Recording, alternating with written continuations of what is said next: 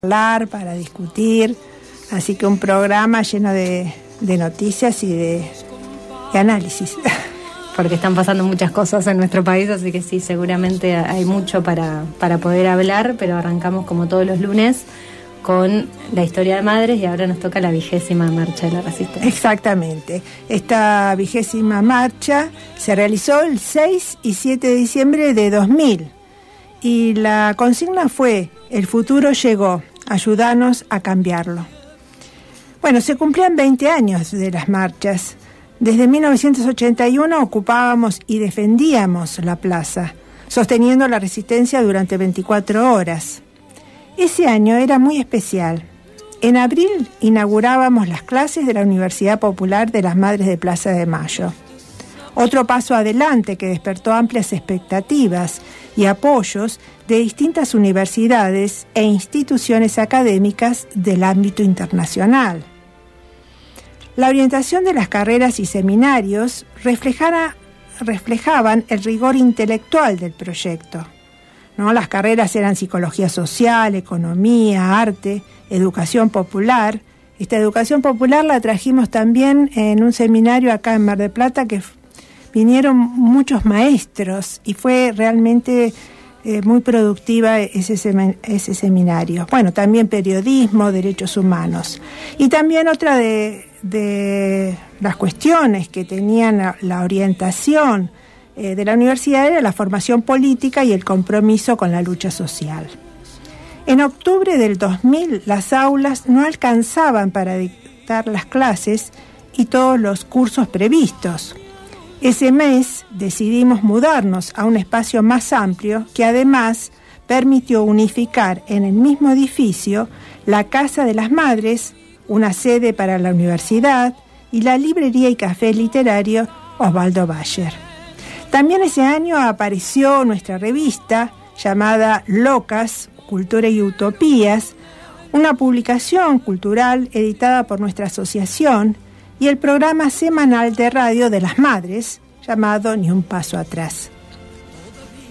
Era el primer año de gobierno de la Alianza. Los sectores populares continuaban castigados con los ajustes y se multiplicaban los cortes de ruta, los piquetes, las puebladas, como la de General Mosconi y Tartagal en el norte salteño. Se reforzaron estas nuevas modalidades de la protesta social, surgidas a comienzos de los 90, y avanzaba la organización de los sectores desocupados. Mientras el poder estatal penalizaba la lucha piquetera y los medios de comunicación insistían en deslegitimarla y aislarla, calificándola, la protesta, como delito, violencia y conspiración. Nos recuerda a hoy, ¿no? En el 2000 la represión se cobró un total de 6 compañeros y muchos luchadores procesados y encarcelados. En el contexto internacional, en Italia se realizó el juicio en ausencia y las condenas a los generales Guillermo Suárez Mason y Omar Riveros por la desaparición de ciudadanos italianos durante la última dictadura militar de la Argentina. Estos genocidas en la Argentina cumplían prisión domiciliaria por orden del juez Adolfo Bañasco, acusados del robo de niños nacidos en cautiverio y desaparecidos. Suárez Mason era uno de los beneficiados por el indulto menemista en 1990. Se trataba de la segunda vez que militares argentinos eran condenados en el exterior. El primer caso fue en Francia, contra el capitán Alfredo Astiz por el secuestro y desaparición de las monjas francesas Alice Dumont y Lionel Duquet, el mismo que visitaron los diputados hace poquito y que decían que eran héroes. El 2000 fue un año muy activo para nosotras.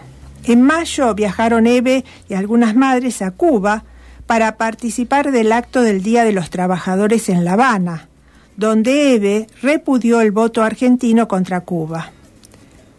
En octubre se inició una campaña orquestada en los medios de comunicación españoles y de nuestro país porque nos atrevimos a denunciar las torturas de numerosos detenidos consentidas por los jueces de la Audiencia Nacional y responsabilizamos al gobierno de José María Aznar.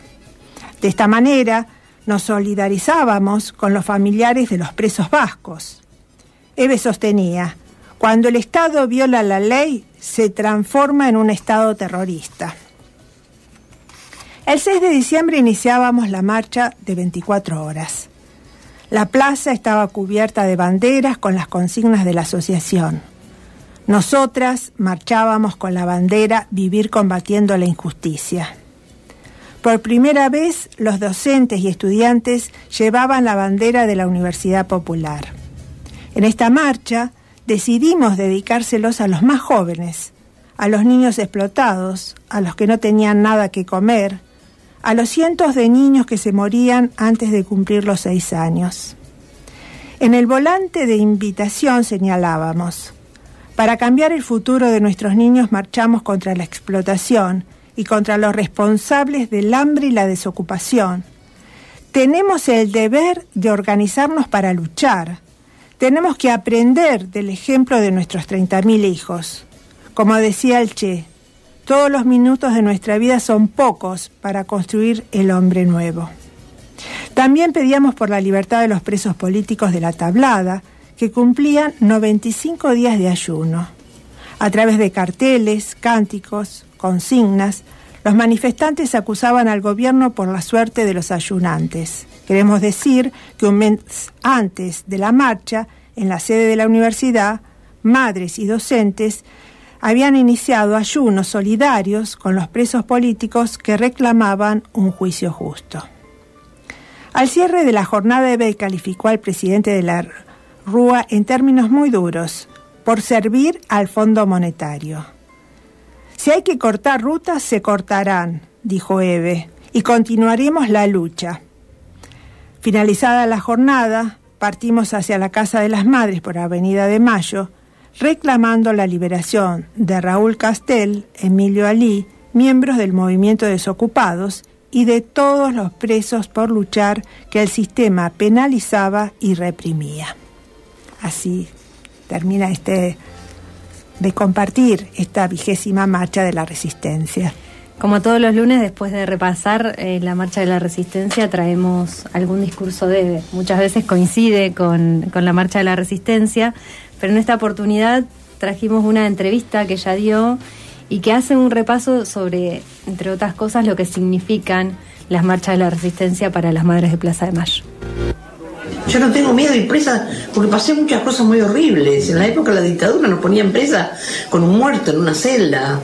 Y vos sabías que ese que estaba ahí tirado, con olor, con un muerto no sé cuántos días, era un hijo nuestro, no sabías cuál era, no lo querías mirar, querías irte y no podías porque estabas encerrada. ¿A qué le voy a tener miedo ahora? Reconocimiento a las madres, reconocer a ellos, que siempre los reivindicamos, ¿no? A todos los que lucharon en esa época. Como yo decía, no solo los desaparecidos son mis hijos, son los 15.000 fusilados, los 8.300 presos políticos, los 2 millones de exiliados. Porque las madres peleamos por todo, no es que los desaparecidos solamente. Porque estar preso y estar en el exilio, hay que bancársela también. Que lo que no entienden es que Néstor y Cristina nos hicieron felices. Cuando estaban ellos había trabajo, y trabajo digno. Y el trabajador, el más humilde, podía salir, podía ir unos días a algún lado a pasear, podía comprarse cosas que nunca se había comprado. Te dejan sin trabajo, te echan sin motivo, te aumentan todos los días todo. Traen cosas del exterior que son más caras y más feas. Y vos ya no podés comprar las mismas cosas, porque vos ahora tenés que averiguar bien cuánto vale cada cosa y comprar menos. Y ahora porque me parece que las cosas están muy serias, muy graves, y sobre todo se ha hecho mucho hincapié en el tema del tarifazo. Y se salió a la calle por el tarifazo. Resulta que que quedó como en segundo plano la falta de trabajo, y me parece que tiene que estar en primer plano la falta de trabajo. Me explique a dónde está la violencia. Porque a veces se explica la violencia de lo más macro, pero de lo más chico es como que empiezan a calentar el fuego de abajo y bravo, cuando la gente de abajo se levanta, bueno, ellos tienen balas, no tienen otra respuesta. Y tiene toda una épica, ponemos la plaza se la viste capitalista, la plaza, sí, claro, porque tenemos una carpa para las madres, estufa para la noche y catering. Imagínate, la primera marcha, 70 madres, rodeada por 300 policías. El periodista francés me dijo, si ustedes se bancan toda la noche acá, ustedes van a triunfar, en algún momento van a triunfar, la verdad. Pero nosotros ni soñábamos con eso. Que todavía muchos no saben, así que cuando vengan van a saber que es marchar 24 horas sin par. Y yo lo que más quisiera es que se hagan en todas las plazas, en todas las provincias, en todos los lugares que se puedan, una marcha de resistencia para el trabajo. Y la consigna esa tiene que pesarle a cada uno, tiene que sentirla en el corazón. Y también que la falta de trabajo es un crimen y que alguien tiene que pagarlo. Muchísimas gracias, compañeros. Esta entrevista la dio Eve en el año 2017, cuando fue a convocar a la reversión de las marchas de la resistencia ya bajo el macrismo, y decía algunas cosas importantes, bueno, lo que significa la marcha de la resistencia para las madres, pero también esto de cuando los pueblos se levantan, ¿no? Y la respuesta que tienen los gobiernos neoliberales, que en ese momento fue el macrismo, que antes ya lo repasamos en los 90, y que lo llevamos definitivamente al contexto de hoy, es las balas, y es claro, porque estos modelos económicos no cierran sin un modelo represivo. Por eso el protocolo de Bullrich, por eso es la represión a los movimientos sociales.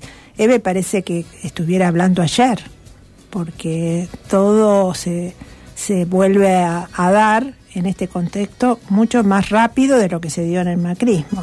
Y por eso también lo que pasó con la represión a los dirigentes de los movimientos sociales, que son los que en este momento son los que más salen a la calle, ¿no? Sí, lo vimos, la semana pasada hubo un violento allanamiento a la dirigente social Fernanda Miño. El jueves pasado en la plaza, Irene, las madres mencionaban el apoyo hacia la compañera dirigente social, pero también enmarcado en un contexto donde hay una fuerte criminalización de la protesta, la represión, lo vemos que sobre todo en Capital Federal, donde está vigente el protocolo antipiquetes. Cada vez que los compañeros, los jubilados, lo vimos miércoles tras miércoles, que la represión que hay, lo vimos en la ley Bases, de más de 30 personas detenidas cuando fue la gran protesta frente al Congreso, es parte de la política que está llevando adelante este gobierno. Sí, y volviendo a lo que sucedió con Fernanda Miño, que fue un violento allanamiento en donde volvía de una actividad y a la noche, 10:30, que la golpearon a sus hijas, estuvo como 2 horas con policías encapuchados. Evidentemente es para sembrar el terror, para desmovilizar, porque por ahí Fernanda va a seguir luchando, pero aquellos que a lo mejor están ahí con miedo y que no tienen ninguna protección, más que la fuerza y el coraje de un pueblo, ¿no? Sí, un poco el amedrentamiento contra una dirigente social, para decir, ves, ella es dirigente social. Imagínate lo que te puede pasar a vos si sos un militante de base, claro, o una cuestión así. Quien estuvo presente y estuvo bancando a la compañera y llegó, ni bien lo llamaron, fue Juan Grabois, y él comentó en alguna oportunidad que a los 5 minutos de que llegó él con sus compañeros y toda la gente de Patria Grande, los policías estuvieron 5 minutos y se fueron, pero que después, las bandas narcos que están ahí, porque sabemos que las organizaciones políticas, más allá de dar las discusiones políticas y de estar en la calle, hacen un fuerte trabajo social en los territorios donde están inmersos, tratando de sacar a los pibes, a las pibas de los consumos problemáticos, y eso obviamente enfrenta ciertos intereses, claro, donde la policía siempre está metida, pero las bandas narcos que están en los barrios se sienten amenazados, y encima teniendo la complicidad de la policía y la policía teniendo el aval del gobierno para llevar adelante estas acciones, es mucha la resistencia que están poniendo los compañeros y las compañeras. Además hay que decir que esta compañera Fernanda Miño vive en la Villa La Cava, en San Isidro, o sea, como dice Grabois, a ver si algún fiscal o algún político viene a vivir aquí en este barrio donde hay los narcos que están envenenando a nuestros hijos, ¿no? Hay que bancársela, vivir ahí donde ella vivió toda su vida, y sin embargo es una luchadora, sigue tratando de sacar, como vos dijiste, a los chicos del consumo problemático, darle una salida. Entonces, claro, con esos dirigentes que no se doblegan, por supuesto, van contra ellos. Sí, y más allá de rescatar el trabajo enorme que hacen las organizaciones sociales, debería ser acompañado por el Estado, ¿no? Claro. Un Estado que, como venimos hablando programa tras programa, cierran un montón de políticas públicas y retiran al Estado de los territorios, y ahí es donde, bueno, las organizaciones se hacen más fuertes en su trabajo, porque no queda otra, pero sí no tienen recursos de nada para poder, más allá del humano, para poder llevar adelante estas cuestiones y esta militancia. Sí, por eso comentábamos hoy, el cura, el padre Paco, dice, bueno, ya ahora no ayudamos a los pobres, ahora ayudamos a los indigentes. O sea, ya no vienen a pedir comida a los pobres, son indigentes. Entonces, el Estado se ha retirado completamente y hay una perversidad en eso que tiene que ser algún día condenado por la justicia, no puede quedar impune. Sí, vos lo venís diciendo en jueves tras jueves en la plaza, son delitos de lesa humanidad, que el pueblo pase hambre es un delito de lesa humanidad. Sí.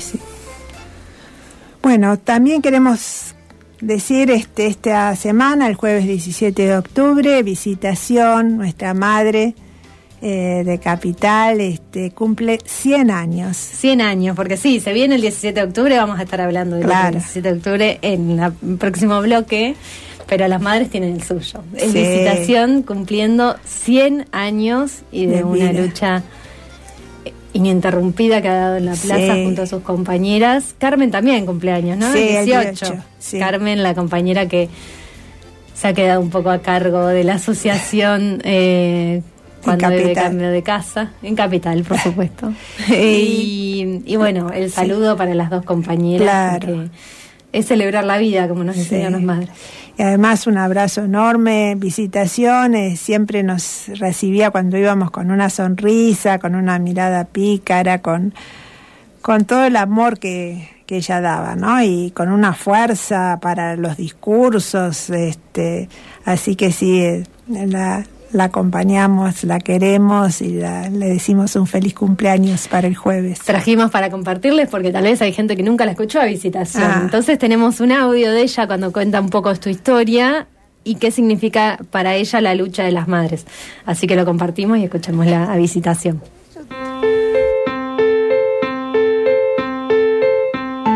Me llamo Visitación Folgueiras de Loyola.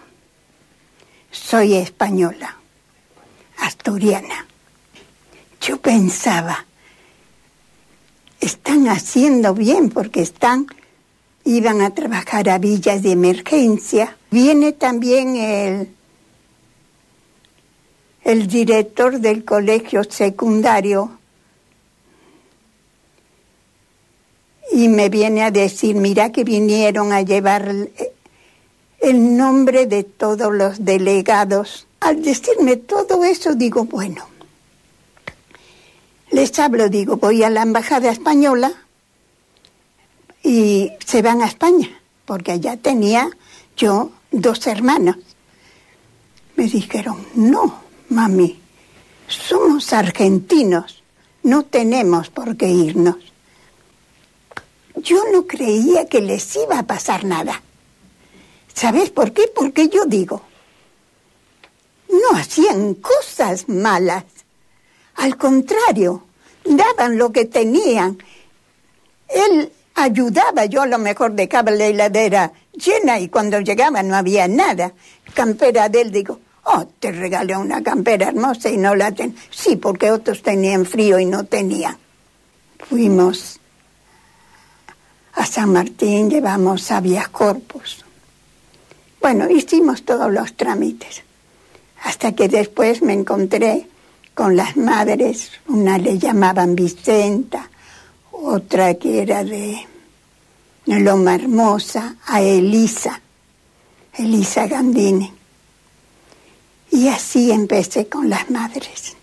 Un orgullo con todas las madres, y un orgullo esa fuerza siempre sentí una admiración tremenda por todas, que me abrieron los ojos, que me enseñaron muchas cosas que yo no sabía, y esa esperanza y esa lucha y ese orgullo de los 30.000, es que los consideramos nuestros hijos, que sigan el mismo rumbo, la misma lucha que hacían ellos por los demás, que no piensen en tener riqueza, nada, que luchen por todos, solidarios, orgullosos de lo que hacen,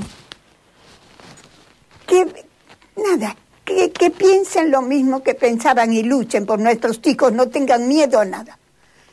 Sigan con la política, luchen por ella, por lo que piensan. ¿Y qué querés? Yo los veo y los veo tan lindos,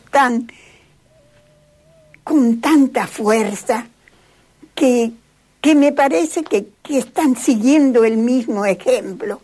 Las madres de Plaza de Mayo somos unas grandes luchadoras que pensamos en los demás, que luchamos para que haya libertad, para que puedan expresarse. El pañuelo para mí son mis hijos. El pañuelo me lo saco, me lo extiendo, me lo miro. Digo, el pañuelo es vida, es amor, es lucha. Es por lo que luchaban, ese amor tan grande por los demás, por lo que luchaban mis hijos. Y cuando me lo pongo, pienso en los 30.000 y decimos, acá estamos las madres, luchando, no tenemos miedo a nada y orgullosas de los 30.000. Eso es mi pañuelo y el pañuelo de las madres. Hermoso, tan dulce que es Visitación, y es cierto, cuando uno se pone el pañuelo es como que tiene más fuerza, más coraje, piensa en los 30.000, es así como dice Visitación. Este jueves, por supuesto, en Plaza de Mayo va a ser el festejo, porque justo cae jueves cuando cumple 100 años, así que quienes anden por Capital Federal, hay 3:30 marchan las madres allá, podrán acompañarla porque probablemente Visi esté en la Plaza de Mayo como ha estado toda su vida, y en esta oportunidad cumpliendo los 100 años. 100 años. Vamos a una pequeña tanda. Vamos. Y enseguida continuamos con Madres de la Plaza. Madres de Plaza de Mayo, 47 años de lucha, amor y resistencia. Los gobiernos hacen lo que les parece posible y los pueblos tenemos que hacer lo imposible. Eso queda en nuestras manos.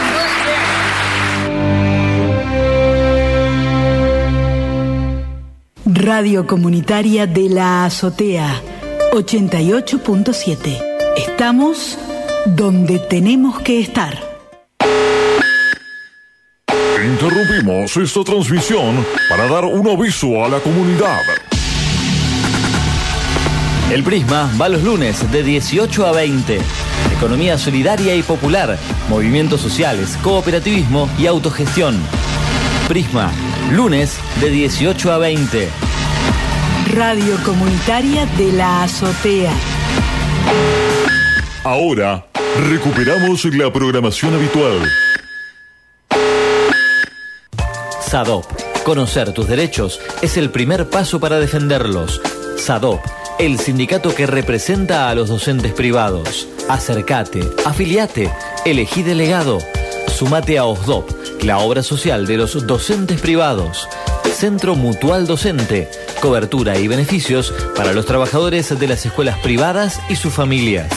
Libertad 4751 de 9 a 17. Las trabajadoras y trabajadores metalúrgicos tienen a la UOM, Unión Obrera Metalúrgica de Mar del Plata. Roca 3551, 2236-361518. UOM Mar del Plata. Defendemos los intereses de las y los trabajadores metalúrgicos de la ciudad y la región. Stigas, Sindicato de Trabajadores de la Industria de Gas Natural, Derivados y Afines de Mar del Plata y Zona. Stigas crece. Llámanos al 223-472-5623. Encontranos en Rawson 4844. Seguinos en Instagram. Stigas-MDP. Ezequiel Serra, Secretario General. Segunda Feria del Libro ARC. El Consejo Directivo del Colegio de Arquitectos de la Provincia de Buenos Aires, Distrito 9, invita a toda la comunidad a la Segunda Feria del Libro ARC. Se llevará a cabo los días 25 y 26 de octubre en el espacio Cova, Funes 2146, con entrada libre y gratuita. Un intercambio cultural que acerca producciones editoriales locales y nacionales con temáticas afines a la profesión, generando un espacio literario circular entre la matrícula y la sociedad. Muestra fotográfica, charlas, lectura y conversatorios como cierre de cada jornada. Segunda Feria del Libro ARC, 25 y 26 de octubre en Espacio Cova, Funes 2146.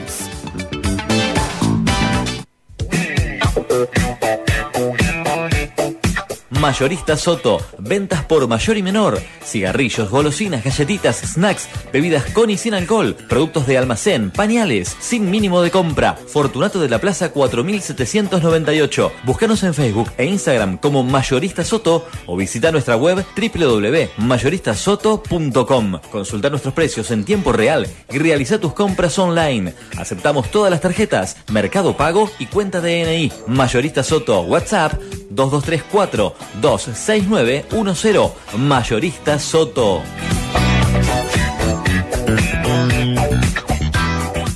Radio Comunitaria de la Azotea 88.7. Estamos donde tenemos que estar.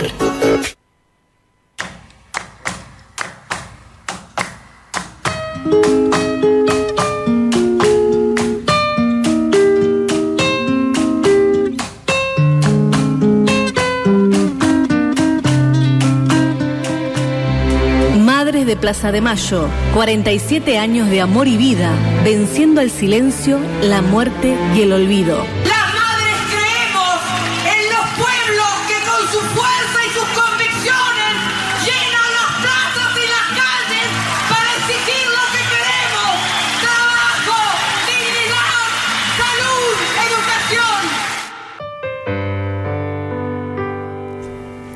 Bueno, como adelantábamos, 17 de octubre, cumpleaños bici, pero bueno, también se viene, es una fecha muy importante para el peronismo, el sector popular.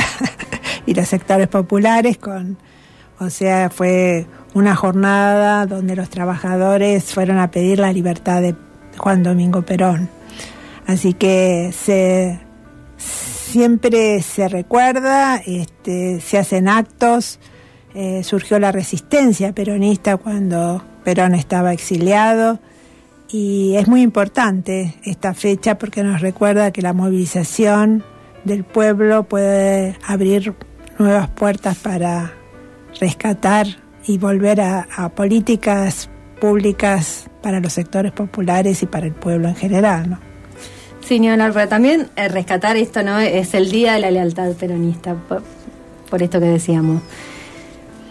Perón estaba preso y el pueblo, algún escritor lo dijo, el subsuelo de la patria se sublevó para pedir por el líder político que había desde su lugar en la Secretaría de Trabajo reivindicado muchos derechos para los trabajadores y las trabajadoras, y en un contexto donde los trabajadores y las trabajadoras estamos tan castigados por el gobierno de turno, nos parece muy importante rescatar en la figura de Perón todos esos derechos que logramos conquistar en estos más de 70 años y que siempre vienen gobiernos como este neoliberal. En su momento fue la dictadura, en su momento fueron los 90 y el menemismo, y después fue el macrismo, y seguramente antes de la dictadura también los hubo gobiernos que quieren avasallar todos los derechos de trabajadores y de las trabajadoras.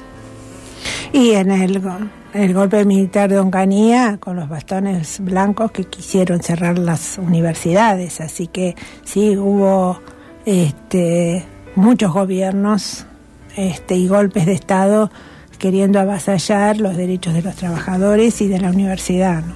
Sin embargo, los trabajadores siempre resistimos estos embates y siempre de alguna manera u otra encontramos la forma de manifestarnos, de ocupar las calles, de sostener una lucha que es histórica y que siempre estamos. Entonces, a estos gobiernos como el de hoy, también los trabajadores de alguna manera se están volviendo a organizar, porque tenemos que reconocer que los sindicatos perdieron mucha representatividad política, que hoy se están volviendo a armar en base al espanto, pero se está llevando adelante una reconstrucción también de lo que, o por lo menos esa es mi esperanza, de que el movimiento obrero se vuelva a organizar y a hacerle frente al gobierno en el que estamos. Pero vos también mencionabas los bastones largos y el movimiento estudiantil resistiendo los embates. Hoy tenemos muchas facultades tomadas acá en nuestra querida Universidad Nacional de Mar del Plata y trajimos, porque queremos recordar a Juan Domingo Perón, un audio. Nos gustaría compartir el audio propio del 17 de octubre del 45, porque él le habla a la clase obrera: únanse, sean más hermanos que nunca. Pero también durante los 10 años de ese primer gobierno peronista hubo muchas otras reivindicaciones, y una de esas reivindicaciones fue la universidad pública. Y trajimos parte de un audio donde Perón habla de la importancia de la universidad pública, de lo importante que fue quitar los aranceles para que las universidades se llenen de los hijos de los obreros. También la solución económica, política y social permitieron encarar una reforma cultural en el país. Eso permitió también dar acceso popular a la universidad. Normalmente en la República Argentina, en nuestra época, había 4 millones de población estudiantil. De esos 4 millones, solamente 300.000 hacían los estudios secundarios. De manera que de la escuela primaria, que era obligatoria, a la enseñanza secundaria, ya había un descarte de 3.700.000 muchachos. De esos 300.000 iban a la universidad nunca más de 100.000 en todas las universidades. De manera que ya en esa etapa había otro descarte de 200.000. ¿Qué pasaba con estos 3 millones largos que al terminar la escuela primaria no podían ir al secundario porque no tenían medios, porque como la enseñanza era cara, ninguno de ellos podía seguir los estudios superiores? Y estos iban a los potreros, que eran las escuelas de delincuencia más conocidas. Y nosotros no tuvimos delincuencia infantil. ¿Por qué? Porque en Buenos Aires más de 50.000 muchachos tenían sus clubes. Se crearon 90 clubes de barrios, donde tenían en lo posible cancha de fútbol, de básquet, boxeo, gimnasia, en fin, todas las actividades deportivas. Esos clubes los hacía el Estado y se lo entregaba a los vecinos, que lo administraban y lo llevaban adelante. Es decir, en esto se contempló un panorama de conjunto y se hizo la conquista más grande. Fue que allí la universidad se llenó de hijos de obreros, donde antes estaba solamente admitido el oligarca, porque la forma de llevar al oligarca es poner altos aranceles, entonces solamente puede ir el que lo paga. Nosotros suprimimos todos los aranceles. Para la universidad no había ni derechos de exámenes ni nada, era gratis, totalmente gratis, el Estado pagaba eso. De manera que tanto el pobre como el rico podía ir. Era un crimen que estuviéramos seleccionando materia gris en círculos de 100.000 personas cuando lo podíamos seleccionar en 4 millones, que hubieran salido más abundantes. Bien, eso en pocas palabras y dicho muy rápidamente fue nuestra concepción.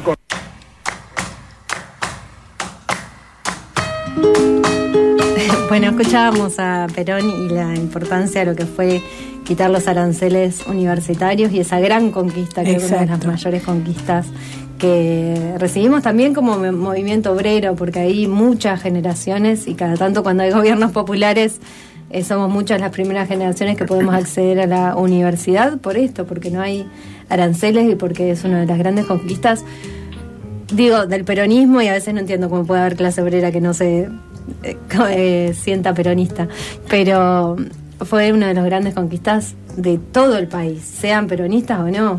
Exacto. Y además, bueno, han tratado, ya sea en el menemismo, con Macri, volver a arancelar las universidades. No es algo que está descartado, incluso muchos sostienen que es necesario arancelar. Y es uno de los proyectos de este gobierno, volver a arancelar la universidad. Por eso el veto al financiamiento de las universidades que hubo la semana pasada, la otra semana por el presidente, y la confirmación, ¿no?, de los diputados a sostener el veto del presidente, ¿no? Diputados traidores, que incluso fueron peronistas que avalaron ese veto, ¿no? Sí, o que se dicen llamar peronistas, porque en la práctica claramente cuando van en contra de la universidad pública, cuando van en contra de los intereses populares, bueno, poco tiene de peronismo lo que hicieron, por ejemplo, los diputados de Tucumán o algunos diputados de Catamarca. Rescatar también a Lucio Corpazzi, que fue gobernadora de Catamarca y es diputada por la provincia, que es senadora en realidad, o sea que no tuvo la posibilidad de votar en contra de este financiamiento, pero sí haciendo un fuerte cuestionamiento a que no es gobernador y que en teoría debería llevar la continuidad del gobierno que tuvo, de los gobiernos que tuvo ella en esa provincia, y ni hablar de Jaldo. Bueno, salió Cristina Fernández de Kirchner, salió Axel Kicillof, también Quintela, a cuestionar a estos supuestos peronistas que votaron en contra de la ley de financiamiento universitario. Y que hay una posibilidad en la discusión del presupuesto 2025 de volver a reacomodar el financiamiento a las universidades, pero que cuando se une el PRO, la Alianza y otros partidos que son aliados a este gobierno, bueno, hay que ver si puede lograr el éxito del financiamiento. Y la contradicción en algunos sectores, ¿no? Porque, bueno, del peronismo ya hablamos, pero también los radicales, ¿no? Los radicales que hacen un bastión de la universidad pública. De la reforma del 18. Pero, sin embargo, en bloque entero entregan a la universidad pública los designios que quiere este gobierno. Después los ves marchando también en defensa cuando sus representantes políticos hacen todo lo contrario. Pero nosotros podemos, y esto lo digo como peronista, y pido disculpas, pero como peronista cuestionar a algunos peronistas, pero no a todos, porque la gran mayoría está del otro lado. Ellos como radicales siguen sosteniendo un partido político que está totalmente entregado a lo que está llevando adelante este gobierno, que es totalmente en contra de lo que también plantea los orígenes del partido. Por eso, bueno, después de la aceptación del veto, hubo un paro nacional por parte de los gremios universitarios y la rebelión de los estudiantes. Y conmueve también las asambleas que hicieron los estudiantes en Córdoba, ¿no? Diciendo, bueno, este fue el germen del cordobazo, no podemos quedarnos sin protestar, sin buscar estrategias para frenar estas políticas de hambre, ¿no?, de este gobierno. Lo mismo sucedió en la Universidad Nacional de Rosario. Los estudiantes convocaron asambleas incluso al margen de los centros de estudiantes, o sea, se autoconvocaron para frenar estas políticas del gobierno nacional.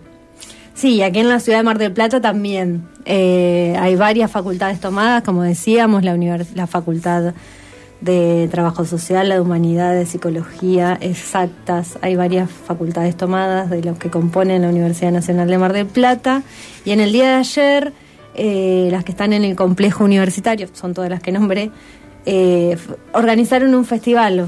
Los estudiantes, la mayoría fueron las tomas entre el miércoles y el jueves, que fue después del veto al proyecto de financiamiento universitario. Empezaron a tomar las facultades de acá y en pocos días organizaron un festival en defensa de la universidad pública. Fue ayer en el complejo universitario, había muchísima gente para hacer un domingo donde había solcito, estaba... La verdad que se concentraron muchas familias, gente que por ahí nunca había transitado por la universidad pública, pero que entendía que tenía que estar ahí en defensa de los estudiantes, de los trabajadores y de esta conquista que veníamos diciendo que fue uno de los logros más importantes de nuestra sociedad. Y a raíz de esto, bueno, pudimos entrevistar a dos estudiantes que son presidentes de los centros de estudiantes, Candela, presidenta de Centro de Estudiantes de Psicología, y a Tayel, que es presidenta del Centro de Estudiantes de Humanidades, y nos decían algunas cosas que queremos compartir con ustedes. Bien. Bueno, mi nombre es Candela, soy compañera y militante del Movimiento de Estudiantes de Psicología, la conducción del Centro de Estudiantes. Estamos en este momento en la toma de la Facultad de Psicología, después de una asamblea del jueves bastante multitudinaria de 200 y pico de personas, de estudiantes de psico, en la cual salió como resolución la toma de la facultad. Así que bueno, nuestra toma es hasta el lunes y después se verá cómo sigue el proceso de lucha, pero bueno, la verdad que empezó a surgir entre los compañeros la necesidad de profundizar las medidas de lucha frente al no rechazo al veto de la Ley de Financiamiento Universitario. Bueno, mi nombre es Tayel, soy parte de Humanidades por el Proyecto, la conducción del Centro de Estudiantes de Humanidades, soy el presidente del Centro de Estudiantes y bueno, así como en Psicología, en Humanidades nos dimos un proceso de asamblea en el cual más de 300 compañeros participaron y mocionamos la toma de la facultad también hasta el lunes. El lunes nos vamos a dar un nuevo proceso de asamblea para definir cómo continuamos con el plan de lucha. Después de un año muy largo, movilizados y organizados toda la comunidad de Humanidades contra el ataque de Javier Milei a las universidades públicas, la opción de la toma fue una medida como pensada para profundizar el mensaje y también la contundencia de las medidas y el proceso de organización que nos venimos dando, porque venimos de 2 marchas federales masivas en la que la sociedad, los estudiantes, los gremios le marcaron al gobierno que queríamos defender la universidad pública, queríamos protegerla, porque entendíamos el valor que tiene para la sociedad, y el veto y su posterior ratificación en la Cámara de Diputados dieron muestra de que básicamente quienes nos gobiernan no están atentos a las demandas de la sociedad, y es importante poder empezar a pensar este tipo de instancias, este tipo de instancias de organización para seguir profundizando el proceso y para darle un mensaje contundente al gobierno y a la sociedad. Los estudiantes, el movimiento estudiantil en general, a lo largo de nuestra historia, siempre tuvo un gran momento de lucha. Ahora venían tomando la posta un poco los gremios, docentes, no docentes, los rectores, y ahora son ustedes los protagonistas de este momento y de esta transición. Sí, entendimos que bueno, era momento también, era una demanda de nuestros compañeros, o sea, la toma fue una decisión realmente colectiva y horizontal, en la cual nuestros compañeros se dieron cuenta que ya las 2 marchas habían sido una demostración de la sociedad entera, ni siquiera solamente de la comunidad universitaria, sino de la sociedad entera que acompañó, entendiendo que las universidades siguen siendo un pilar para la construcción de una patria libre, justa, soberana, y en ese marco fue una decisión colectiva y es una de las medidas que una de las herramientas que tenemos también como gremio para expresarle al gobierno la necesidad de que las universidades nacionales sigan siendo una prioridad.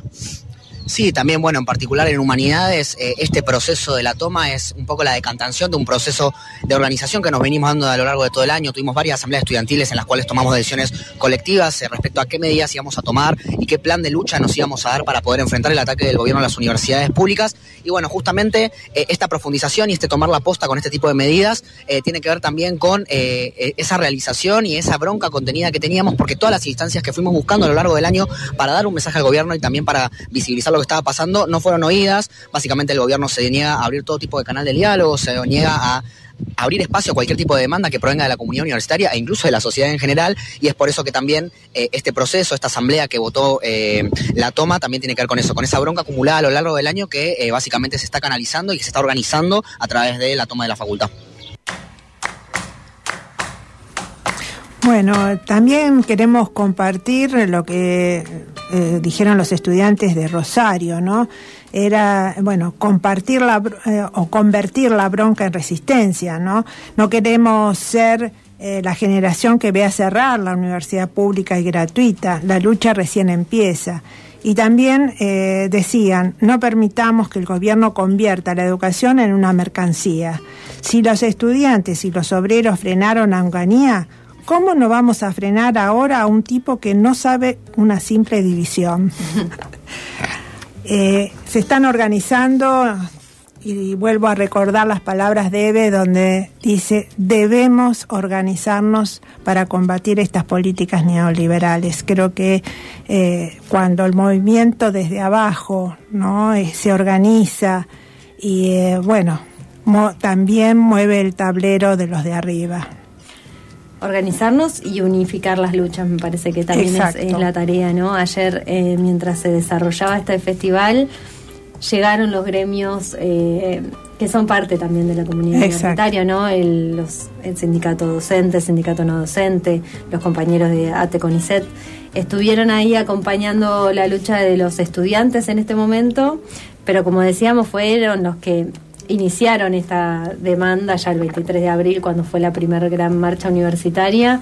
Un poco nos llama la atención esto de que son los gremios, los sindicatos y el rector de la universidad, los rectores de las universidades llevando adelante la protesta. Bueno, era hora, y bienvenido sea, que los estudiantes, movimiento estudiantil, se empiece a dar la discusión, si bien la vienen dando y vienen acompañando todas las luchas, que pasen a la acción un poco más, y ahora con las tomas de las facultades nos parece que vamos por el camino correcto en seguir dando las disputas que hay que dar para poder ponerle un freno a este gobierno. También queremos decir y denunciar, ¿no?, que en la Universidad de La Matanza ingresaron ilegalmente los gendarmes para advertir a los estudiantes que no tomaran en la universidad, cuando es completamente ilegal que la policía o la gendarmería entre a una universidad. Está prohibido por la Constitución. Así que también queremos denunciar esta ilegalidad que seguramente es el gobierno nacional que está presionando para que se terminen las tomas en la universidad, en las universidades, ¿no? Sí, y aparte provocando, porque son provocadores, lo vimos también el 12 de octubre. Octubre no es solo el 17, sino que bueno, también el 12 fue el Día del Respeto por la Diversidad Cultural, y en un Twitter de un canal oficial de las redes sociales que maneja este gobierno, pusieron que se celebraba el Día de la Raza, una discusión que habíamos cerrado completamente, o creíamos haber cerrado, ¿no?, en esto del respeto por la diversidad cultural, y aparte de volver a una discusión que ya estaba casi cerrada, hablaron de el inicio de la civilización, ¿no? Sí. Desconociendo totalmente a los pueblos originarios y toda la lucha que dieron en estos 500 años de historia. Exacto, y además dice, una nueva era de progreso y civilización trajo Colón, cuando sabemos que eso no lo trajo, cuando acá había pueblos como los incas y los aztecas, que ya estaban con un desarrollo muy importante, civilizaciones que tenían una complejidad importante, y que no era una América despoblada e incivilizada. Los bárbaros eran los que venían a conquistar con la espada a nuestro pueblo, ¿no? Sí, y el primer genocidio que vivimos como pueblo fue justamente esto que ellos hoy reivindican, ¿no? Esa conquista o esa colonización de... Conquista y colonización, las dos cosas, ¿no? Exactamente.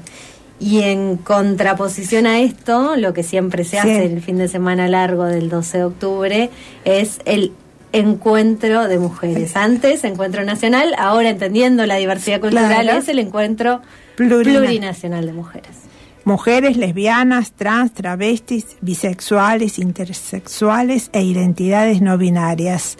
Así es el encuentro, se llama, ya no es el encuentro de mujeres, sino todas las diversidades.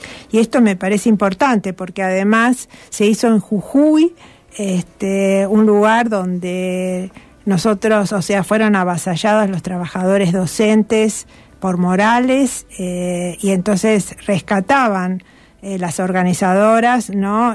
Diciendo, ustedes nos apoyaron con la represión que vivimos en el Jujeñazo. En este lugar se desató una represión, un laboratorio que se replicó en todo el país. Hemos entrevistado aquí en este programa a docentes y compañeros de Jujuy que en ese momento nos decían, ¿no?, cómo estaban siendo reprimidos los pueblos originarios que bajaban, ¿no?, de la montaña para sumarse a ese movimiento contra el ajuste de Morales y el avasallamiento y quererse quedar con las tierras de estos pueblos originarios, ¿no? Sí, esa reforma constitucional que era totalmente entreguista de los recursos naturales. Exacto. Si bien empezó con esto de los docentes y los trabajadores del Estado que querían ponerle un freno a las políticas que estaba haciendo Morales en Jujuy, después se sumó toda la reforma constitucional y ahí sí el pueblo jujeño salió a la calle, y en ese contexto, cuando fue el encuentro el año pasado, 2023, se decidió hacerlo en Jujuy, y ahora reivindicando la lucha que dio el pueblo jujeño contra estas políticas que mencionábamos, y también lo que fue, ¿no?, una marcha de kilómetros, dicen las compañeras, enorme, compañeras de a lo largo y a lo ancho del país que se concentraron en Jujuy y que pudieron dar, más allá de estas discusiones, un montón de otras discusiones que hacen a los colectivos de las mujeres y las diversidades.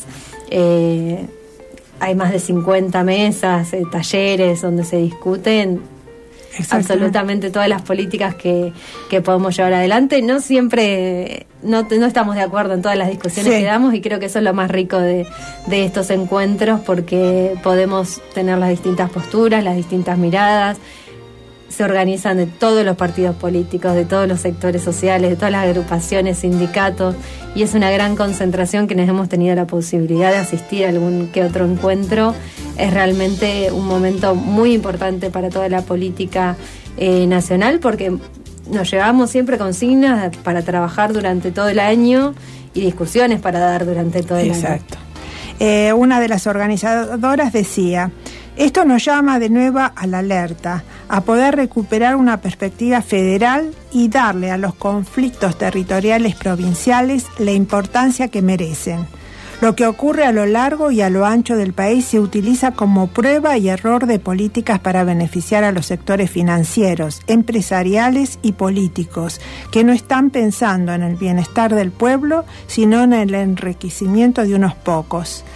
O sea que el mensaje que dieron en este encuentro fue muy importante, porque se están organizando y nos estamos organizando las mujeres que hemos conseguido muchos derechos y que han sido atacadas por este gobierno, y hemos sido atacadas de diferentes momentos, lugares y muy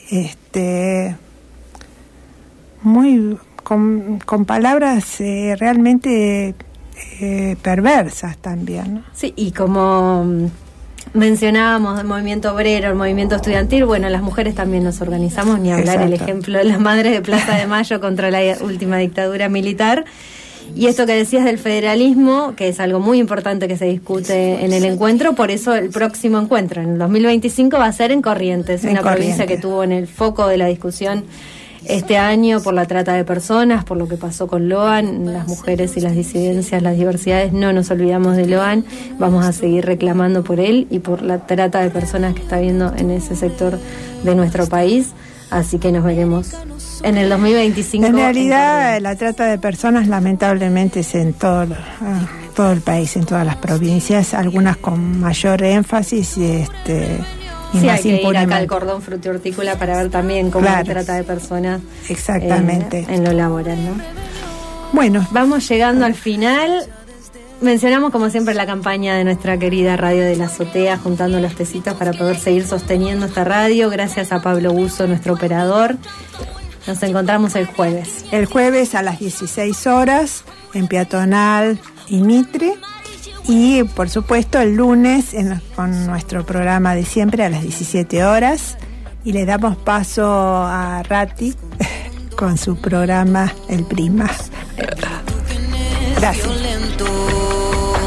Mientras nuestros muertos, sin justicia ni presos, vamos a quebrar silencio y la vida alzaremos.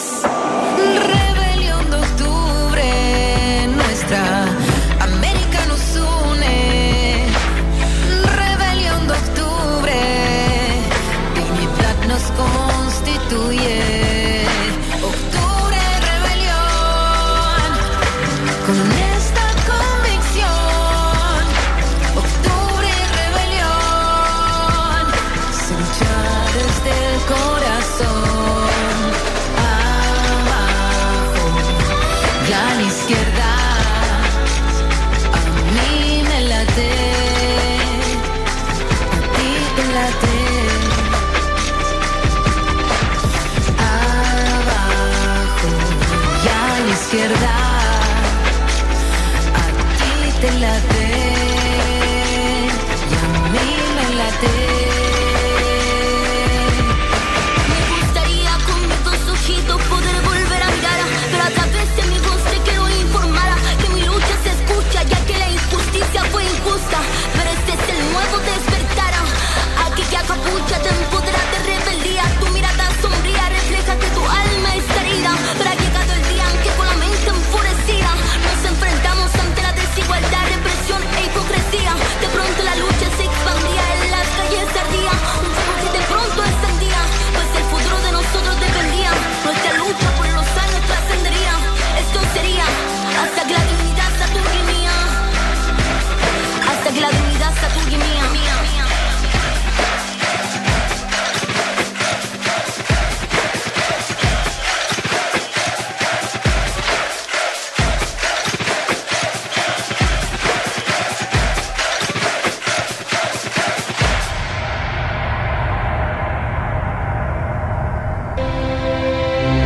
Madres de Plaza de Mayo, 47 años de militancia junto al pueblo trabajador.